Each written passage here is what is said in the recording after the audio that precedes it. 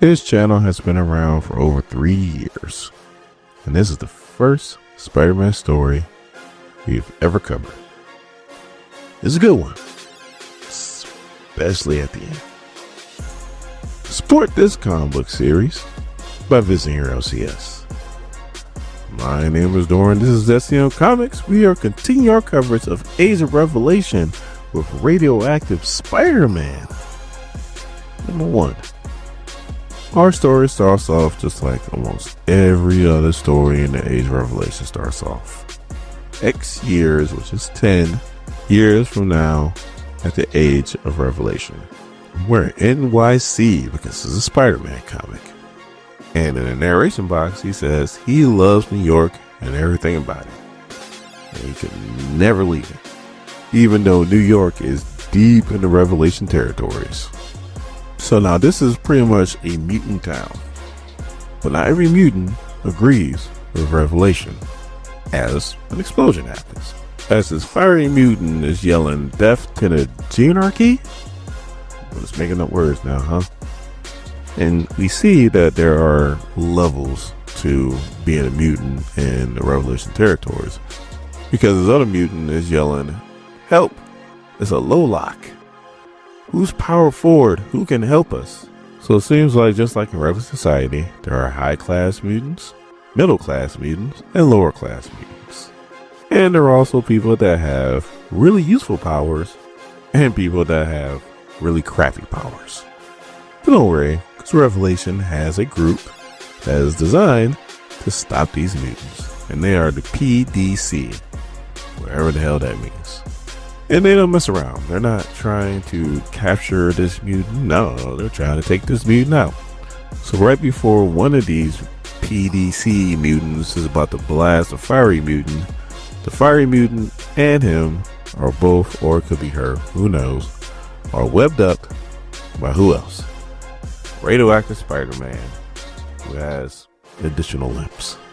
And even though Revelation is a crazy dictator, still got good taste because that was a donut truck. Even though Spider-Man has been clearly affected by the X virus with its additional limbs and his suit with all crazy attachments to it, he's still doing his normal thing. He's still cracking jokes, and he's handling the PDC mutants who look like they really can't fight that well as he's saving the fiery mutant. But Spider-Man is even using a fiery mutant to help fight the other mutants, and they make their escape. Yeah, these PDC mutants suck really badly. So then we got the Lowtown, which is south of 14th Street, which you New Yorkers know where that's at. And we see Dr. Cecilia Reyes, and she's with the fiery mutant.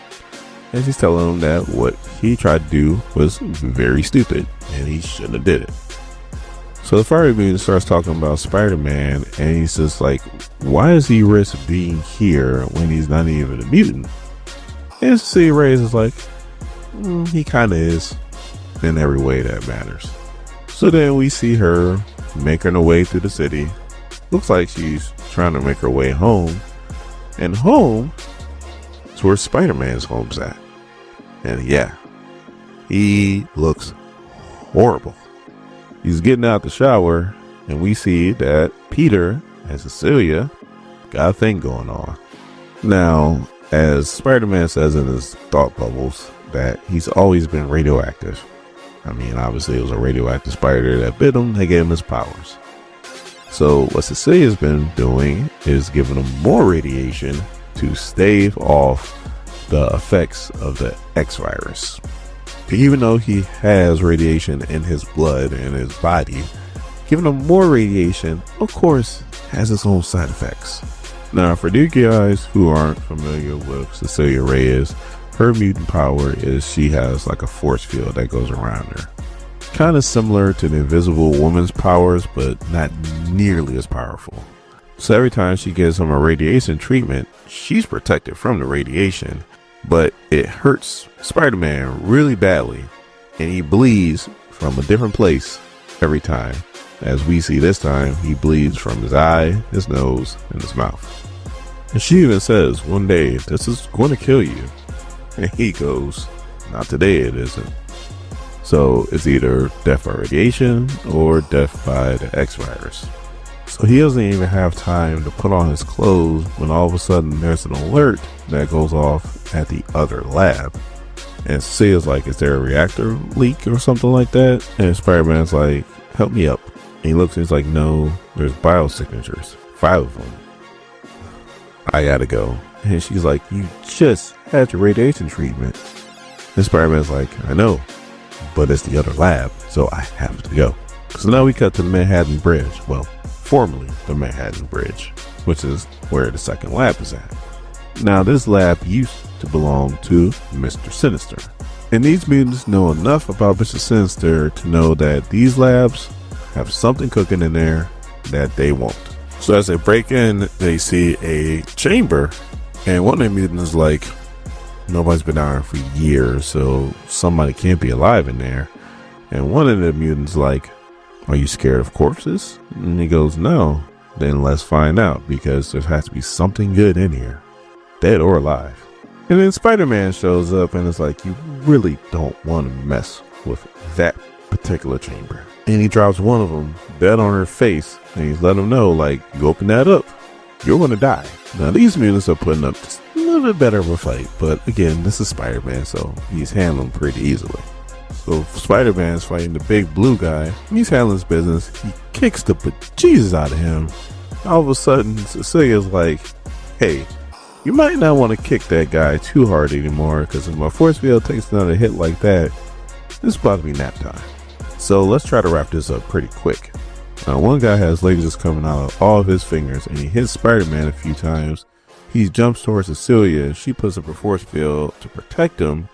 And then the guy starts to do his villain monologue. But then the chamber opens, and whatever is in there kills this dude instantly. I mean, instantly.